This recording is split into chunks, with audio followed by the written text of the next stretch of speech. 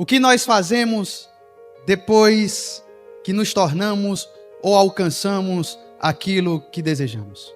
Quem é você depois que a graça do Senhor te alcançou? O que você fez depois que a graça do Senhor te alcançou? E mais do que isso, por que você faz o que faz depois que foi alcançado pela graça? Mais importante do que o que é por quê. O que você faz. Mais importante do que o que você está fazendo é por que você faz isso. Com tão maravilhosa graça.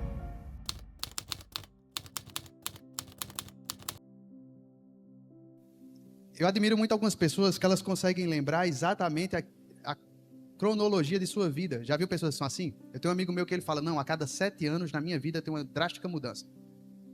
E ele já tem isso na mente dele mesmo.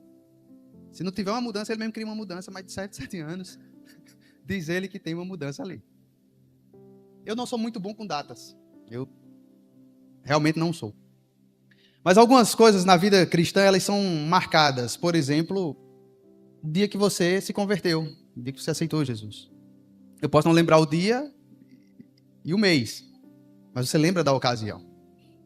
Queria que você lembrasse dos marcos que já aconteceu na sua vida. O dia que você aceitou Jesus, o dia que Deus falou profundamente com você num culto. Vocês conseguem lembrar disso? É tremendo isso. Quando aquela porta se abriu, quando você achava que não iria se abrir.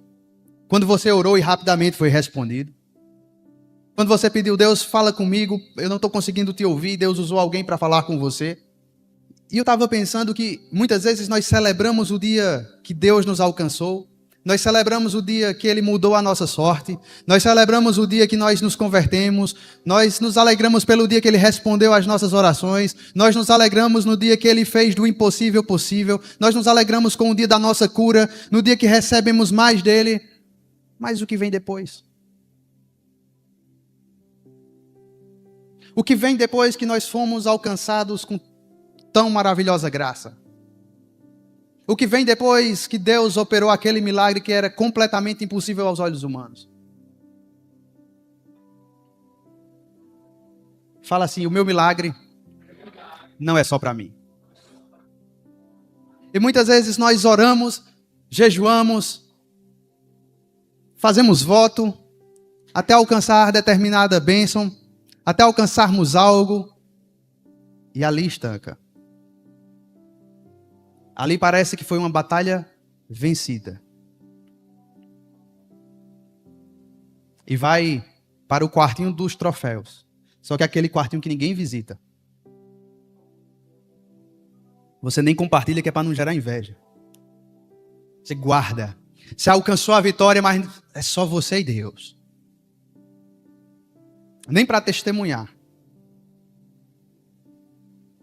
Muitas vezes nós cristãos estamos nos tornando campeões que não levantam taças. E a gente não levanta a taça muitas vezes porque esquecemos de dar a glória a quem merece a glória. A Bíblia diz, quando adquirires riqueza, não diga que foi a força do meu braço que conseguiu isso. Eu queria iniciar a ministração de hoje pensando isso. O que nós fazemos depois que nos tornamos ou alcançamos aquilo que desejamos? Quem é você depois que a graça do Senhor te alcançou?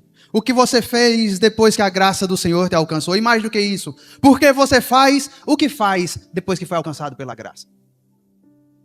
Mais importante do que o que é por quê. O que você faz. Mais importante do que o que você está fazendo é por que você faz isso. Com tão maravilhosa graça. Guarda essas perguntas.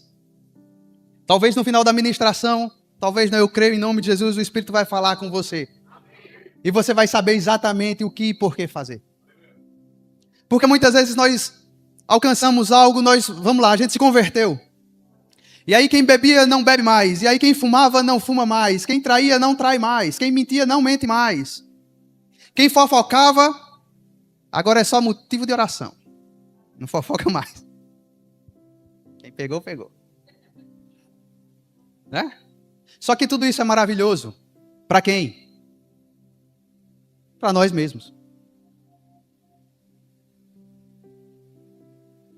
Para quem isso é bom? para mim. Não me tornar um alcoólatra é bom para mim. Talvez para minha esposa, meus filhos. Não ser um fumante vai fazer bem para minha saúde.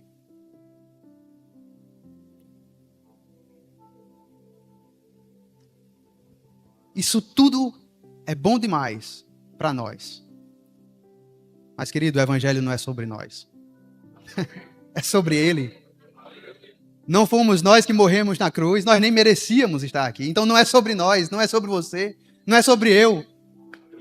Se isso aqui fosse uma festa, nós estaríamos praticamente de penetra na festa, porque ela não foi para nós. Nós não somos dignos, nem temos condição de pagar o ingresso da festa, que é a vida eterna no céu. Aí alguém veio, morreu na cruz, derramou seu sangue e pagou o nosso ingresso. Então você não é digno de estar aqui. Então essa festa não é sobre mim, nem sobre você, é sobre ele.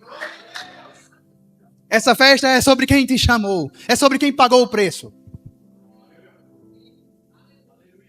Quem aqui já recebeu a graça do Senhor? O que você produziu, o que a graça produziu em você? Ah, a graça produziu em mim alegria, Gustavo. Vivia triste, hoje pela graça eu vivo feliz. Produziu em mim salvação e vida eterna. A graça produziu novos modos, nova conduta de vida. Oh, Gustavo era tão descontrolado com dinheiro, devia a todo mundo, agora eu tento ser certinho aqui e tal.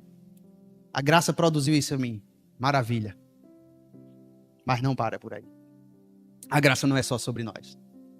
A graça é sobre ele. Eu vou contar 3 histórias na Bíblia. Quem gosta de ouvir história? Mas não precisa orar mais por esse pessoal não, tá? Tem um que o nome é bem bonito. Quem estiver querendo ter filho ou pensa em ter filho um dia, eu sugiro esse nome, é um nome lindo. Ele se chamava Mefibosete. Bobó. Lá em 2 Samuel, capítulo 9, geralmente quem prega sobre Mefibosete só prega mais sobre 2 Samuel, capítulo 9. É uma bênção. E eu vou ler também. Vamos ler. Certa ocasião, você ainda não achou, mas quando achar vocês leem, enquanto isso vamos meditando. Certa ocasião, Davi perguntou: resta alguém da família de Saul a quem eu possa mostrar bondade por causa da minha amizade com Jonatas? Tem um hino bem antigo que conta essa história. Não sei se vocês já ouviram. Eu sugiro que durante a pregação vocês digam amém, glória a Deus, senão eu vou cantá-lo. Então chamaram Ziba, um dos servos da casa de Saul, que se apresentasse a Davi. O rei lhe perguntou: você é Ziba? Sou teu servo, ele respondeu. O rei perguntou-lhe: resta ainda alguém da família de Saul a quem eu possa mostrar a bondade de Deus? Ainda há um filho de Jonatas, aleijado dos pés, respondeu. Onde está ele? Perguntou o rei. Ziba respondeu: na casa de Maquir, filho de Amiel, em Ló-debar. Ló-debar significa pastos secos, terra seca. Então o rei Davi mandou trazê-lo de Ló-debar. Quando Mefibosete, filho de Jonatas e neto de Saul, compareceu diante de Davi, prostrou-se com o rosto em terra. Mefibosete? Perguntou Davi. Ele respondeu: eis aqui o teu servo. Não tenha medo, disse-lhe Davi, pois é certo que eu tratarei com bondade por causa de Jonatas, o seu pai. Aí vem. Só um parênteses aqui. Ziba chega e diz: tem um aleijado. Aí a Bíblia mais na frente diz: chegou Mefibosete, neto de Saul, filho de Jonatas. É que o mundo, ele sempre nos aponta pelo nosso erro, né? Pela nossa falha. Ziba tem um aleijado. Eu ter dito, tem um, é o filho de Jonatas. Teve um acidente com ele, inclusive. Não, mas fala pelo defeito. Mefibosete, no versículo 7, não, no versículo 7, parte 2, diz o seguinte: vou devolver-lhe todas as terras que pertenciam ao seu avô Saul, e você comerá sempre à minha mesa.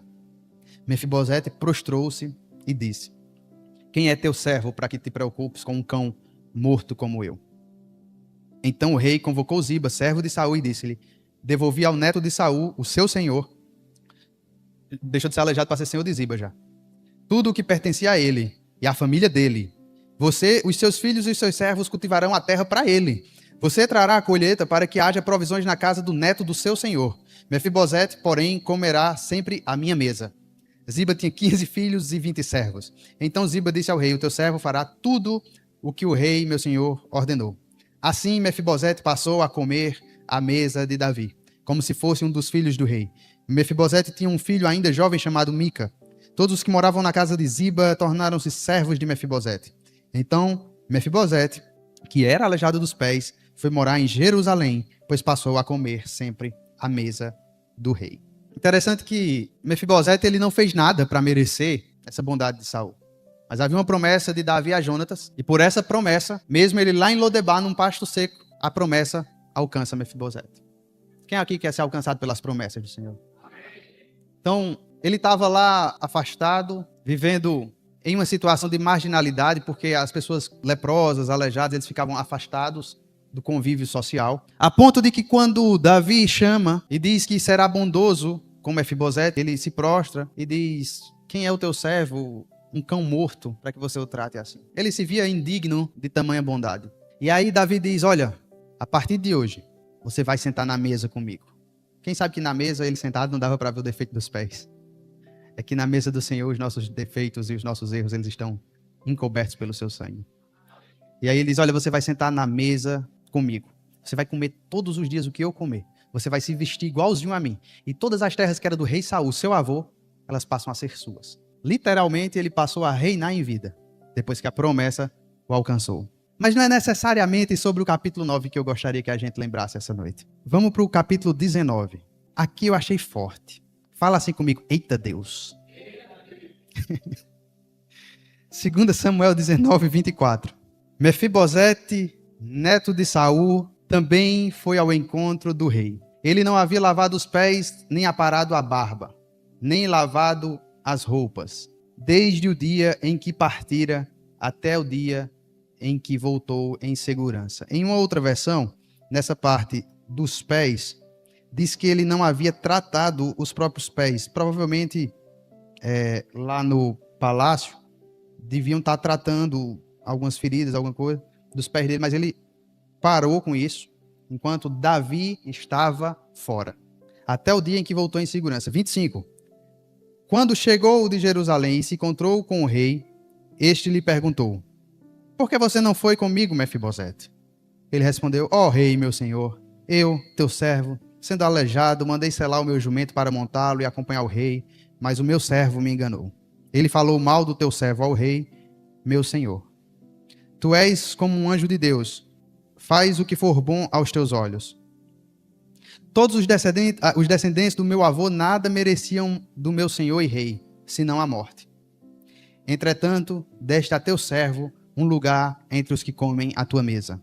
Que direito tenho eu, pois, de te pedir qualquer outro favor? Então o rei lhe disse: você já disse o suficiente. A minha decisão é que você e Ziba dividam a propriedade. Aí vem no 30 agora, ó.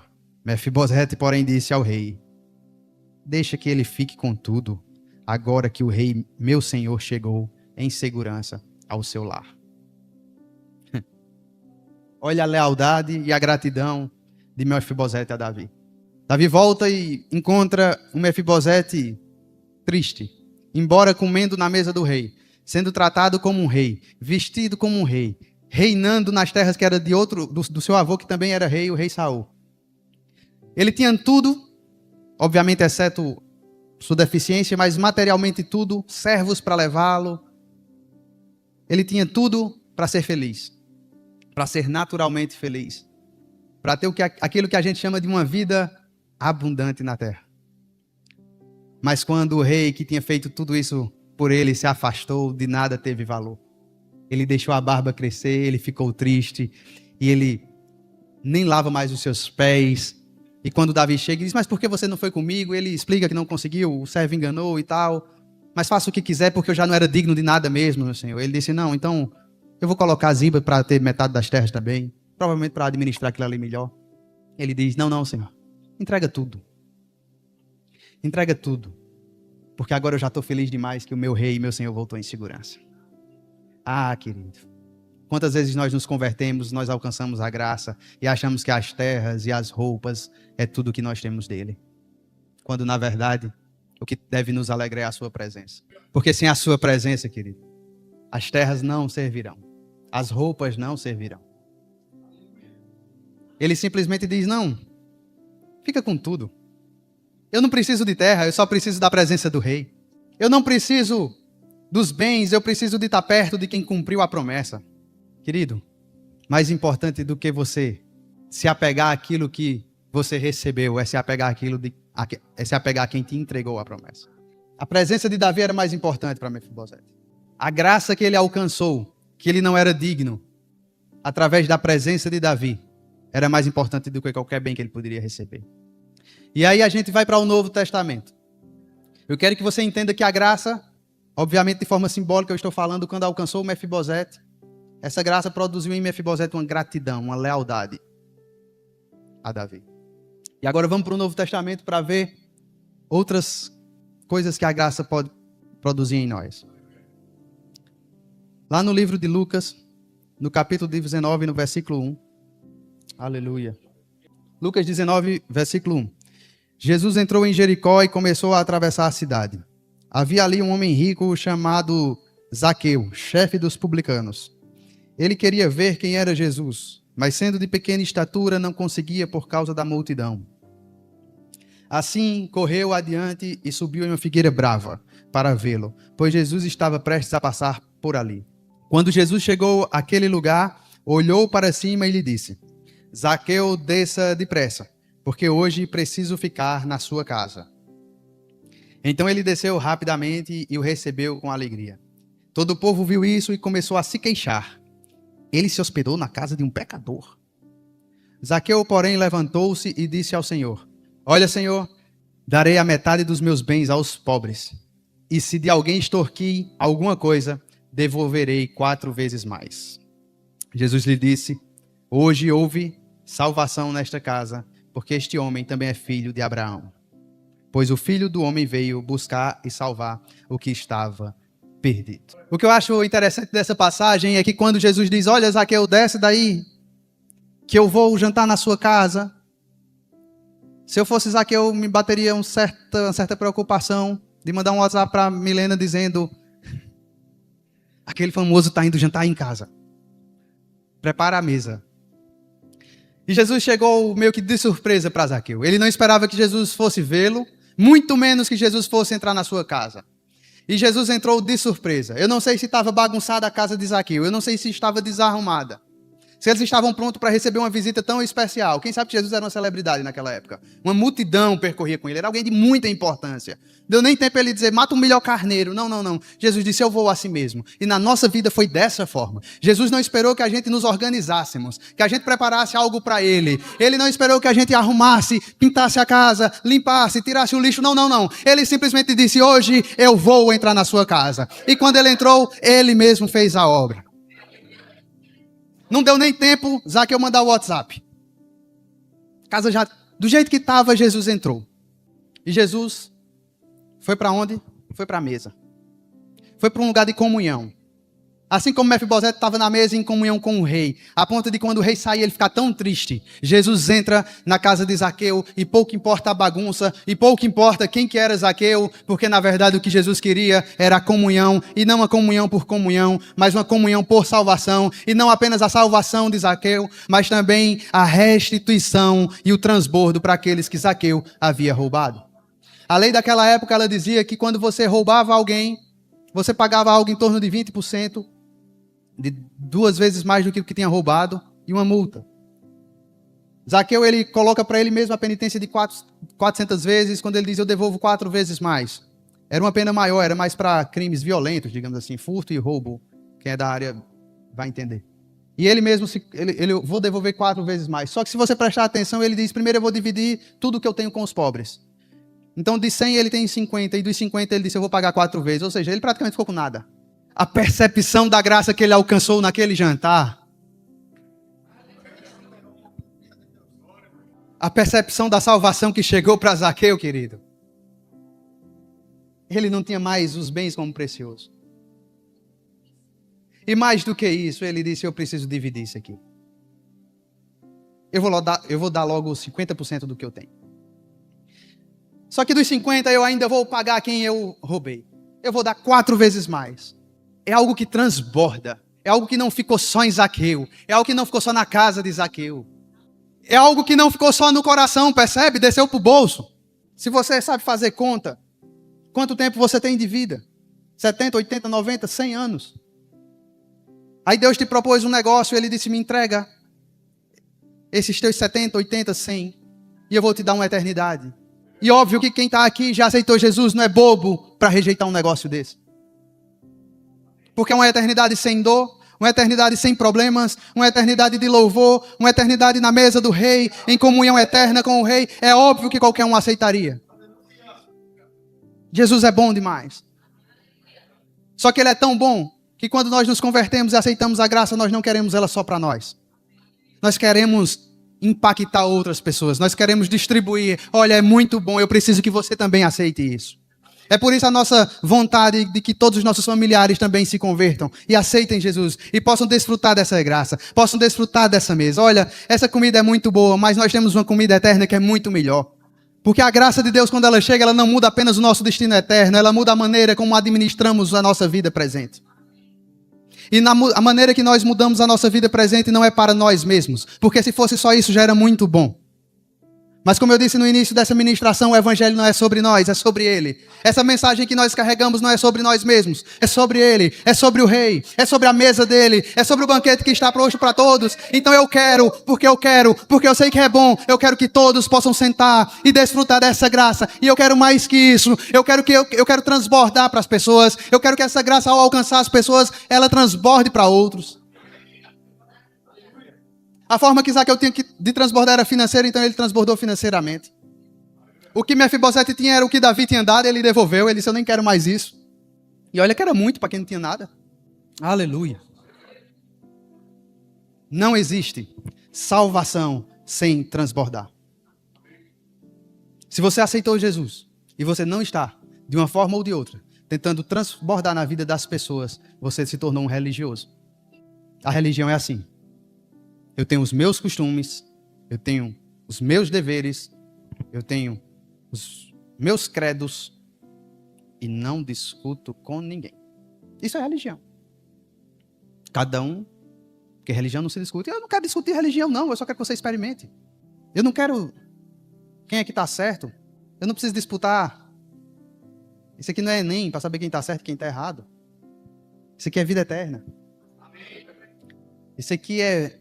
Se quiserdes e me ouvirdes, comereis o melhor dessa terra. Isso aqui é porque eu sou sacerdócio real.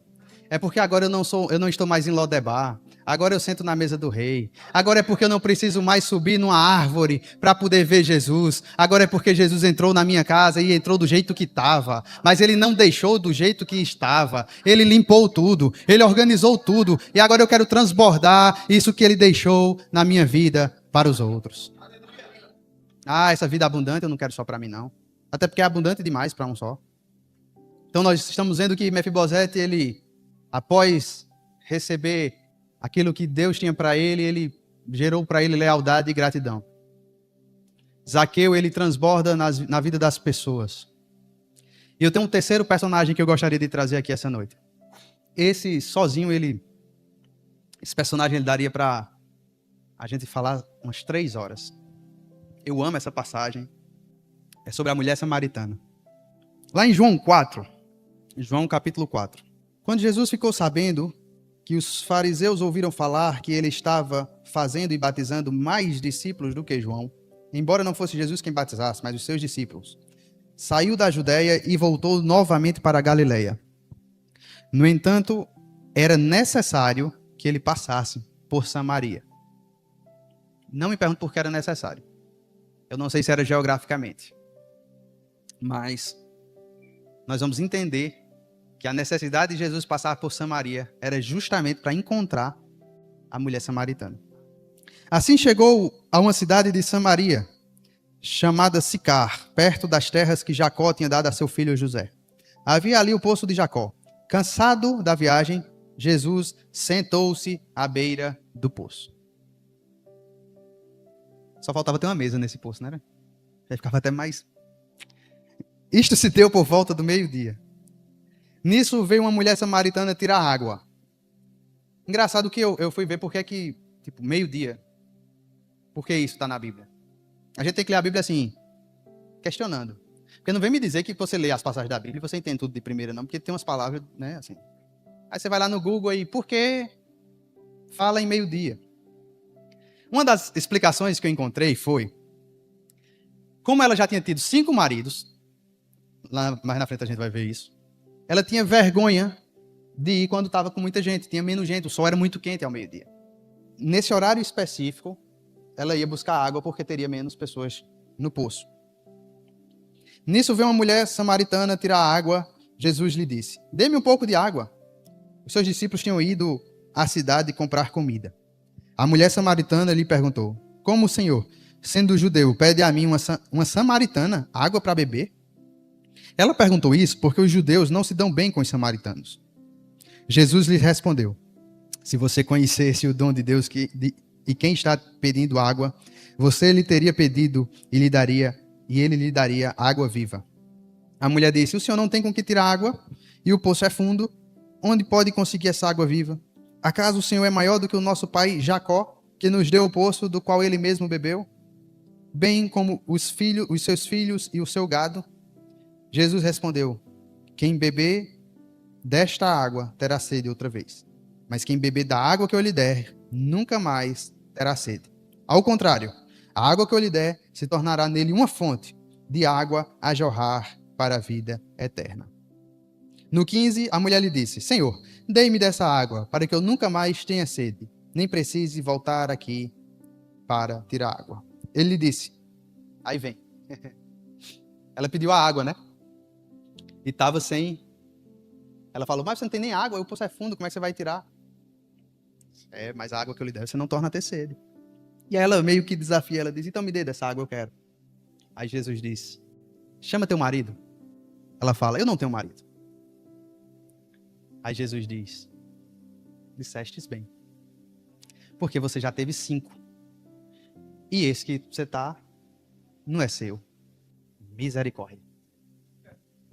E Jesus conversando com ela. Olha que aparência do mal. Imagina se fosse hoje. A diferença é o resultado disso. Disseste bem, você teve 5 e não tem mais, e esse que você está agora não é seu. A mulher diz no 19: Senhor, vejo que é profeta. Os nossos antepassados adoraram neste monte. Mas vocês, judeus, dizem que Jerusalém é o lugar onde se deve adorar. Como quem diz: eu estou perdido. Jesus declarou: creia em mim, mulher. Está próxima a hora em que vocês não adorarão o Pai, nem neste monte, nem em Jerusalém. Vocês, samaritanos, adoram o que não conhecem. Nós adoramos o que conhecemos. Conhecer quer dizer comunhão, tá? Pois a salvação vem dos judeus. No entanto, está chegando a hora, e de fato já chegou, em que os verdadeiros adoradores adorarão o Pai em espírito e em verdade. Estes são os adoradores que o Pai procura, porque Deus é espírito, e é necessário que os seus adoradores o adorem em espírito e em verdade. A mulher reconhece e diz: eu sei que o Messias vem e que é chamado Cristo. Quando vier, ele nos explicará tudo. Então Jesus declarou: eu sou o Messias, eu que estou falando com você. Aleluia! Foi meio-dia, no horário mais improvável de você encontrar Jesus, naquele momento. Era quente demais, não tinha ninguém no poço, Jesus não tinha balde, ele podia ter dito: eu vou esperar os discípulos voltarem, quando o sol estiver mais frio eu vou lá pegar água, porque vai ter gente e alguém vai me ajudar a tirar essa água. Não, era necessário passar por Samaria, e essa necessidade, creio eu, era para encontrar esta mulher. A Bíblia diz que ela reconhece, e que ela, ao sair dali, ela ganha quase que a cidade inteira para Jesus. Sabe o que eu acho forte? É que a reputação dela era terrível. Quantos 1000 anos atrás a gente está falando isso? Lembra que Mefibosete, quando chega, ele diz: quem sou eu? Um cão morto para o meu Senhor me trazer aqui. A identidade dele, ele já tinha esquecido que era neto de rei, filho de príncipe, herdeiro de trono. Esqueceu tudo isso. e se via como um cão morto. Quando você chega na mulher de Samaria, provavelmente rejeitada e desvalorizada, por isso que foi ao meio-dia, mas a Bíblia diz que ela ganha quase Samaria inteira para Jesus. E mais na frente, quando você vai ler, diz o seguinte, que muitos dizem, agora a gente conhece ele, não só do que você falou, mas porque a gente ouviu dele. E pedem para Jesus ficar mais 2 dias em Samaria. Quantas vezes nós não queremos cumprir o nosso chamado, porque pensamos no que fizemos ou no que deixamos de fazer. É interessante que Mefibosete deu tudo o que tinha para o rei. Eu fico vendo que Zaqueu, pelas contas que eu fiz, terminou materialmente sem nada, provavelmente. Porque deu metade, vezes... Enfim, essa conta não fecha. E o que eu acho interessante é que a mulher em Samaria, eu acho que ela esqueceu de pegar a água também. Porque a Bíblia nem fala mais desse balde dela, da água dela. Simplesmente ela sai anunciando e diz, sabe o profeta que disseram? Acabei de encontrá-lo e ele disse tudo sobre mim. Eu vou ler o 27, o versículo 27.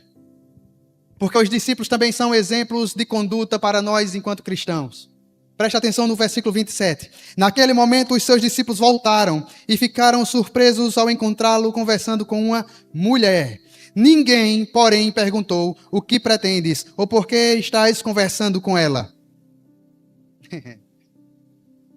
Eita. Nem perguntaram. O mestre sabe o que está fazendo. Ah, querido, quando Deus começar a usar quem está perto de você, não pergunte por que não. Porque o encontro e a intimidade que ele está tendo na mesa com Jesus não é a mesma que você está tendo. Quando você vê alguém disparando, não pense, devia ser eu. Não, ninguém sabe o preço que aquela pessoa está pagando. Porque há um preço dentro da graça. Há um preço de gratidão dentro da graça. Há um preço material a ser pago dentro da graça. Não existe uma graça que não te requer mais nada. Porque se você não é pelo menos grato, talvez a sua falha até de caráter. Gratidão não é virtude, é obrigação. E a Bíblia diz que os discípulos chegaram, ficaram surpresos porque era uma mulher, mas não questionaram. Mas fulano está sendo usado assim. Fulano. Porque ele escolhe quem quer. E mais do que isso, aquele que tem coragem. Aquele que tem coragem. Porque ela podia ter dito, que maravilha que o Senhor me encontrou. Que maravilha ter encontrado o Messias. Não sou digna. Ir para casa e no máximo dizer ao que nem era marido dela, né? Olha, encontrei o Messias. Que maravilha, eu queria muito falar, mas aqui em Samaria, todo mundo conhece meu histórico. Ou ela podia ter dito, mestre, deixa-me acompanhar você. Quando você for passando, deixa que eu vá com você. Porque aqui todos vão falar e ninguém vai acreditar na minha mudança de vida. Aonde abundou o pecado, superabundará a graça. Essa mulher, humanamente mal falada, vai para as páginas da Bíblia como uma mulher que evangelizou uma cidade. Ô irmão, para de dizer que não pode ser usado, pelo amor de Deus. Essa graça não é só para você não.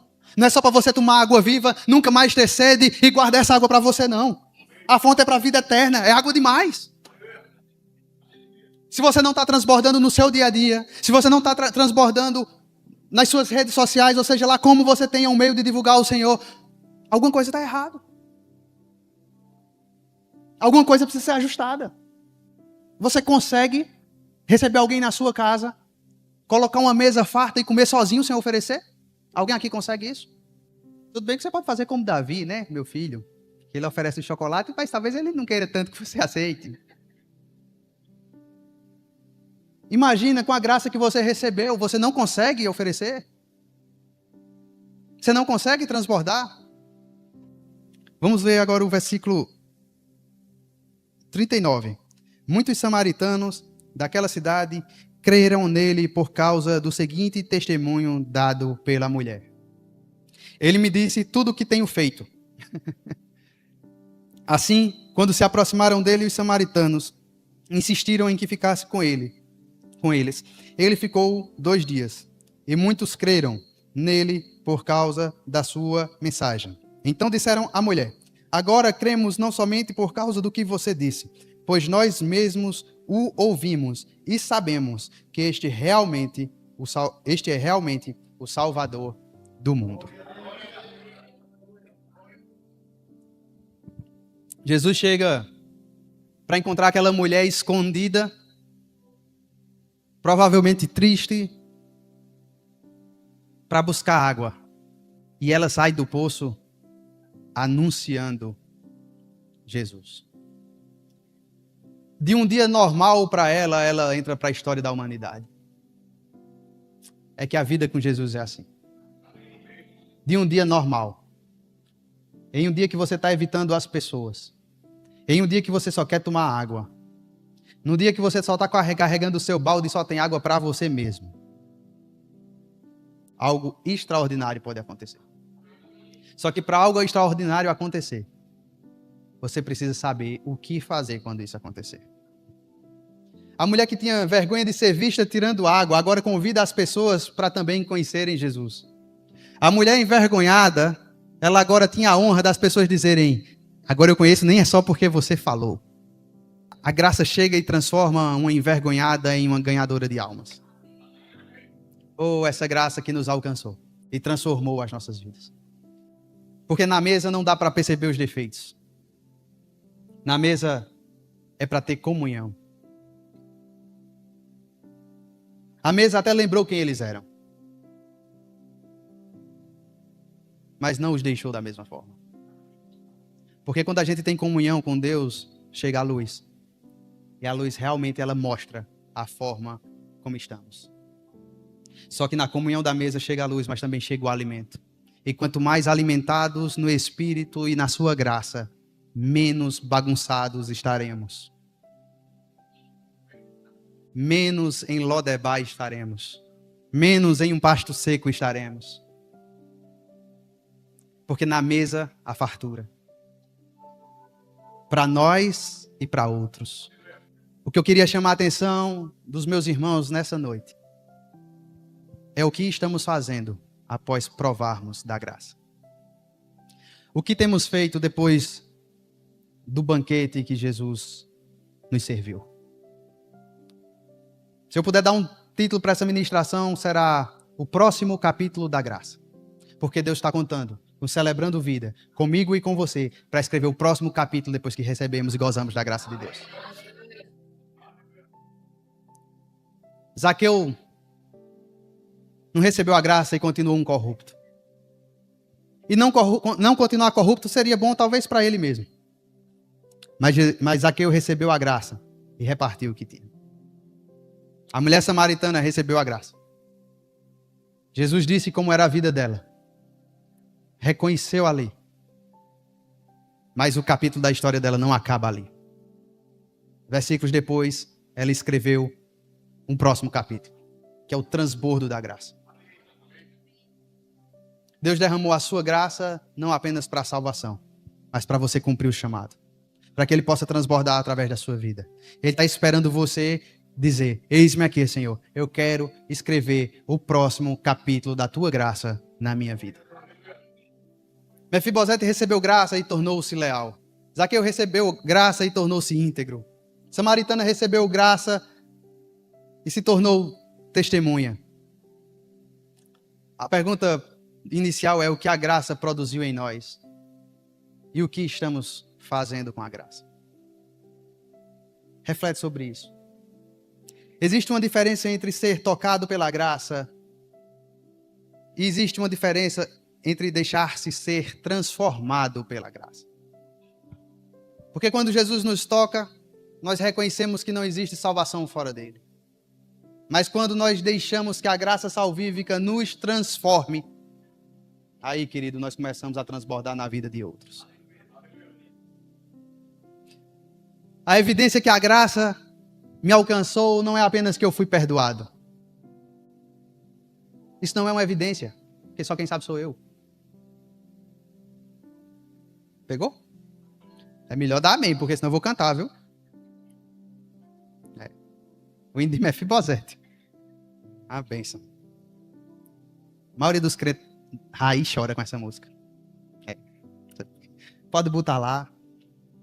Engraçado que ele conseguiu compor literalmente a história, assim. Porque, olha o nome, né? Mefibosete, Ziba. Tem lá o hino. Mas a evidência bíblica não é porque agora você se veste como rei. A evidência que a graça te alcançou não é simplesmente porque você recebeu perdão dos pecados. A evidência bíblica que a graça te alcançou é que hoje você ama mais a presença do rei do que as bênçãos do rei. Já viu quem não alcançou a graça ainda, que não foi alcançado pela graça ainda, mas acredita? Aí ele chega assim e faz, ora por mim. Ore por mim. Olhe, estou passando uma prova. Mas eu creio, olha, peça a Deus lá, peça na sua igreja. Peça oração aos pastores. Na igreja ele não vem não. Se convertendo, mas ele quer a bênção, né? Ele quer as terras de Saul, ele quer a roupa do rei, mas ele não quer a comunhão da mesa. Eu digo logo que não oro. Eu já gasto minha fé toda para mim. A evidência bíblica que a graça te alcançou é que você ama muito mais a presença. Você ama muito mais a mesa. E pouco importa o reino. O reino no sentido de terra. Pouco importa se ele ia ter terra para administrar, gado para alimentar, plantação para cuidar. Eu não quero nada disso não, Davi. Eu quero é sentar na mesa e não se aparte mais de mim. Não me deixa mais longe. Não me deixa ficar sem você, porque nem banho eu quis tomar mais. Não tirei mais nem a barba. A tristeza me alcançou quando eu fiquei longe da sua presença. Agora a gente é tão abençoado. Estamos debaixo de uma superior aliança, com superiores promessas, que o rei não se ausenta mais. O rei não sai mais. O rei, ele fica conosco, resolveu morar dentro de nós. Então a comunhão não depende mais se ele saiu, depende se eu saí. Depende se eu busquei. Isso é graça. Minha casa está bagunçada, mas Jesus quis jantar. Isso é graça. Eu vim escondido buscar água e ele quis me encontrar. Isso é graça. As pessoas falam mal e ele transforma isso nas pessoas dizerem, agora sim eu conheço Jesus através de você. Isso é graça. É uma graça que transborda. É uma graça que me traz propósito de vida. É uma graça que a gratidão que é gerada em mim me faz querer falar e falar e falar sobre Jesus. É uma graça que quando me alcançou não troco mais por nada. É por isso que só a Ele nós prestamos culto. É por isso que a gente não deixa mais nada ocupar o lugar de Deus nas nossas vidas. É por isso que não há nada que nós amemos mais do que a sua presença. O sinal de que a graça nos alcançou, além do perdão dos pecados, além de amarmos mais a presença do Rei, é que agora nós vivemos com integridade assim como Zaqueu. É porque agora nós transbordamos na vida das pessoas. E mais que isso, nós não conseguimos ficar calados sobre aquilo que ele fez. A gente não consegue mais conter isso. Então, meu querido, minha querida, queria que hoje à noite você voltasse para casa, pensando, meditando, se puder anote. O que eu tenho feito com a maravilhosa graça que recebi? Se você não sabe bem o que fazer, procure os pastores. Serviço não falta. Se você não sabe bem o que fazer, chama alguém para vir para a igreja. Vai buscar se for preciso. Tenha isso ardendo no seu coração.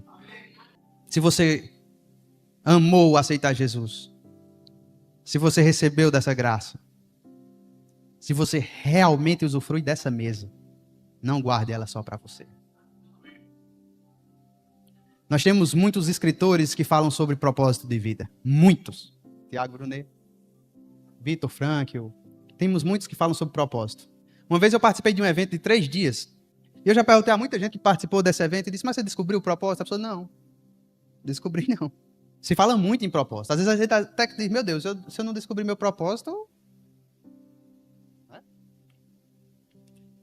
Quer sair daqui com um propósito? De vida. E todo o resto vem a reboque. Seu propósito de vida é transbordar a graça. Não existe nada que seja maior do que isso para a vida de um cristão. Nada. Nada. Nada é maior do que fazer a graça de Deus transbordar. Do que fazer Jesus ser conhecido. Então, se você ainda não descobriu qual é o seu propósito, vai meditando sobre isso. O que eu tenho feito com tamanha graça que me alcançou. Eu aleijado, eu que tive um passado tenebroso, eu que, assim como Zaqueu, não era digno que Jesus entrasse na minha casa, e recebi tudo isso. Entrei na festa sem pagar o ingresso, porque Jesus pagou na cruz do Calvário o que eu estou fazendo com tamanha salvação e com tamanha graça. Amém.